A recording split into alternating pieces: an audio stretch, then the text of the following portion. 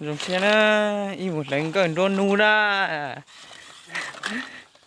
sao cá xây y một lần gần đôn nu xe lấy rồi chả nó trong phương gì nữa.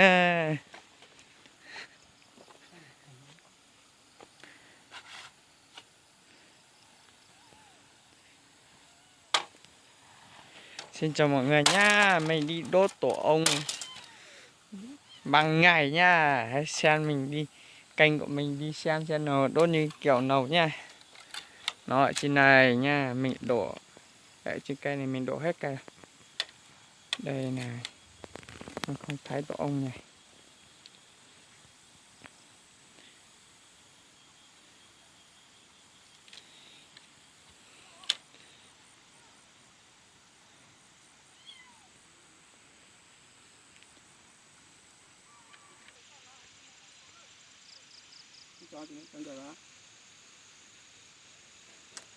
Tổ là nhiều lắm mà.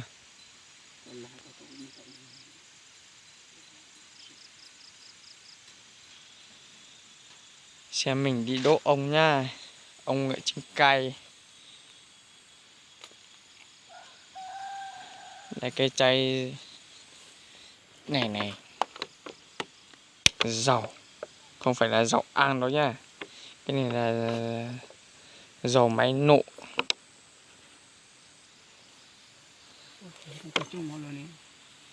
Dạ, cái này là ít môn tú để ô tô sao? Cho nó chịu con nhỏ ha.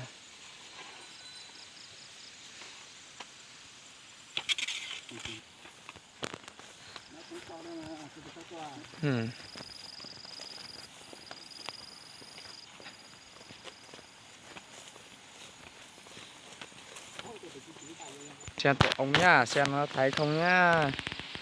Sẽ tông cái nó chẳng phải gì nữa. Để nó khó đun để từ trong nhà nó bỏ khó đun mí mí. Để nó rồi, đường mình đi lại đường này nhá. Lên trên gốc cây này nha.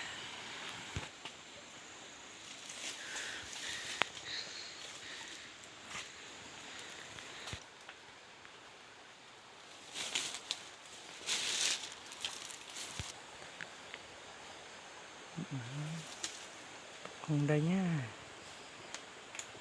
Thấy không? Đây này nha. Chào mọi người nha. Xem mình đỗ ong nha. Đây nè. Này nha, đỗ ong nha. Mình đỗ ong nha, xem nha. Thử nhá.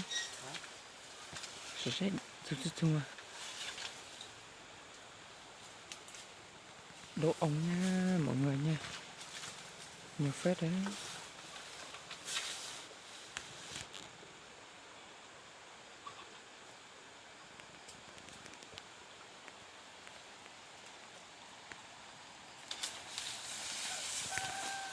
Lớn cơn nó dễ bà nó.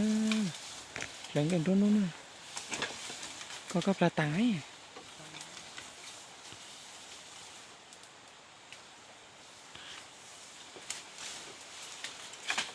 Nó rủ xoa.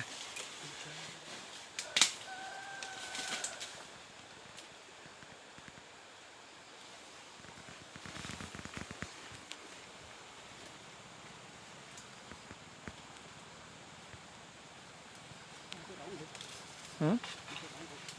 Không có cứ lớn rồi. Chào mọi người nhá, đốt được ong rồi. Hay là mình đi về thôi, bây giờ. Vẫn còn 2 tổ nhá, nhưng mà mình nuôi 2 tổ đấy là mình nuôi ong đất nha. Phải để chiều tối mới đốt nha. Đấy, theo kênh của mình xem kênh của mình nhé. Đốt từ trên kia ra, trên gốc cây kia ra nhá.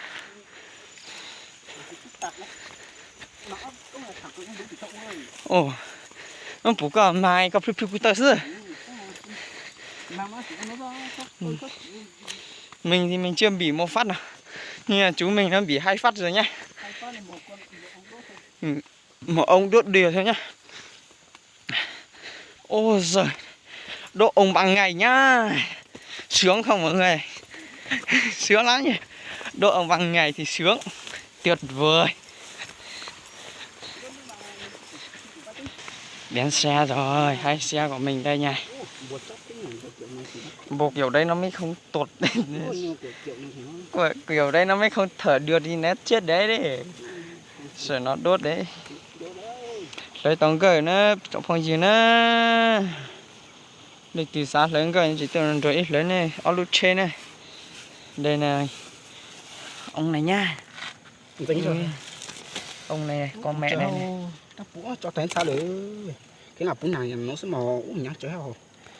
Đốt phong tròn tốt xí. Đốt là ngày 15. 4 tổ 5 tấn. 5 tấn nha. Giờ từ nhỏ rồi. Đốt ông thì phải đốt ngày 15 nhá, ngày 15 ông lịch trời nhá thì nó mới kiểu như này nhá. Nó mới không có cực để địa đen này. Nó mới chắn nha. Gà tỏ chế là gà tỏ sao mấy này. Tỏ chế lại toàn chế là do. Ai cái chỉ được cả nó tay một to sữa. Chút cả túi bóng xoay màu. Đó mà thằng nó trong đôi lon này, ít thâu tàn trong tủ chứ. Chế thâu tàn chế mông xoay màu. Người ta mà thâu chỉ tàn này. Bây giờ. Đau à, cho nên là dùng mà tí thôi mà. Đi là tôi đi xuống chuột đó. Chuột ta không xuống. Để đây đi về thôi. Nhưng mà tí tới là đi đốt hai tổ kia nhá. Tới nay là đốt là nó mới có cái chắn con chắn nhá, nên nó mới không có cực điên nhá. Lấy xin cô. Cho vào cốc xe đi. Câu sẽ được, để được. Không khóa rồi. Cái gì mà khóa xe cũ rồi mà còn khóa cái gì? Cái bật lửa mày để đâu ấy? Được. Cái này mất trên kia cũng còn 2 cái. Đây, dầu này, dầu máy sắt nha. Dầu ô tô, lấy dầu ô tô đi đốt ông thôi. Bỏ vào con áo là đi đốt. Đây. Xin chào mọi người, hãy theo kênh của mình nhé. Mình đi về thôi. Là một tí là đi tốt hay tổ kia, hãy theo kênh của mình, xem kênh của mình nha.